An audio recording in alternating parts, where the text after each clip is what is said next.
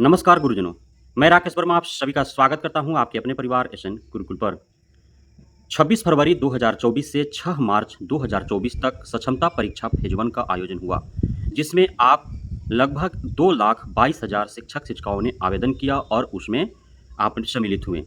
आप 2,22,000 शिक्षक-शिक्षिकाओं में से 1,87,000 से भी अत्यधिक शिक्षक-शिक्षिकाओं ने उत्तीर्ण किया इस परीक्षा को, जिसमें प्राथमिक विद्यालय में पढ़ाने वाले 1,39,000 से अत्यधिक एवं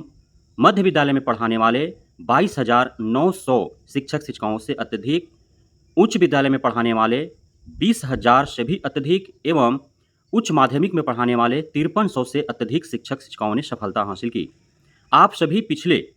5 माह से काउंसलिंग एवं विशिष्ट शिक्षक के रूप में पदस्थापना हेतु बेसब्री से इंतजार कर रहे हैं। कई दफ़ा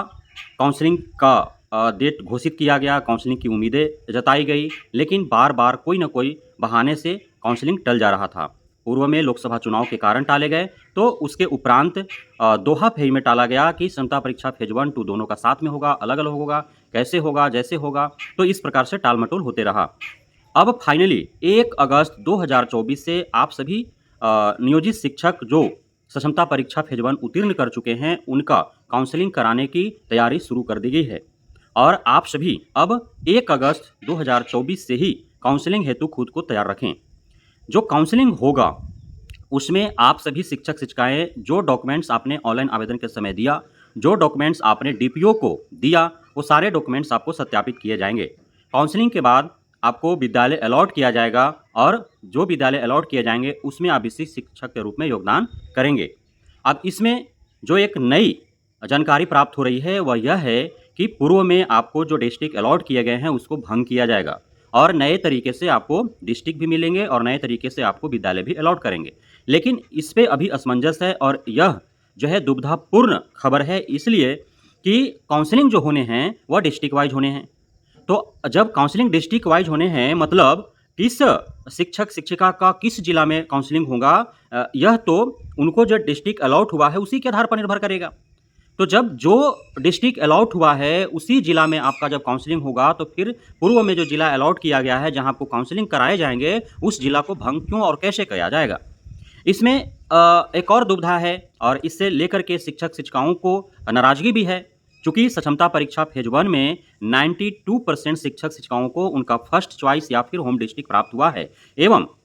अन्य जो 8% लगभग बचे, उनको सेकंड चॉइस, थर्ड चॉइस प्राप्त हुए हैं।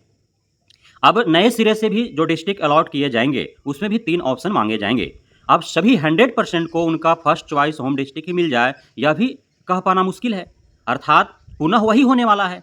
दोबारा से यदि डिस्ट्रिक्ट अलॉट किए जाएँगे, तो यह होगा कि हो सकता है कि जिन्हें उनका फर्स्ट चॉइस होम डिस्ट्रिक्ट मिला है, उन्हें कोई दूसरा डिस्ट्रिक्ट मिल जाए, जिन्हें दूसरा डिस्ट्रिक्ट मिला है, उन्हें होम डिस्ट्रिक्ट मिल जाए। इस वजह से जिनको फर्स्ट चॉइस होम डिस्ट्रिक्ट मिला है, उनमें नाराज़गी है कि हमें जो जिला दे दिया गया है, उसी जिला में हमारा काउंसलिंग करा करके और अपने घर से नज़दीक विद्यालय दे करके 10 किलोमीटर, 20 किलोमीटर के रेंज में जहाँ हम घर से आ जा सके, वहाँ हमें पदस्थापित करा दिया जाए।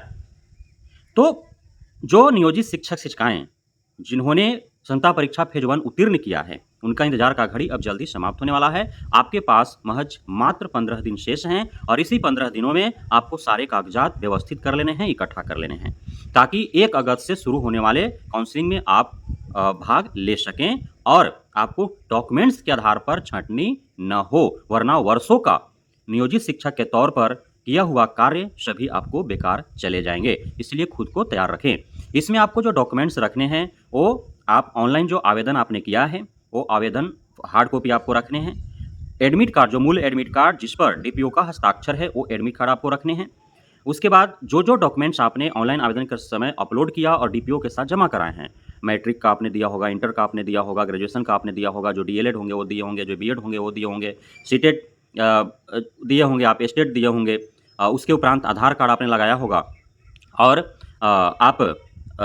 जाति प्रमाण पत्र, निवास प्रमाण पत्र आपने दिया होगा, जो ओबीसी होंगे ओबीसी एनसीएल दिए होंगे, जो ईडब्ल्यूएस होंगे ईडब्ल्यूएस उन्होंने दिया होगा, एसटी एससी होंगे वो उन्होंने दिया होगा,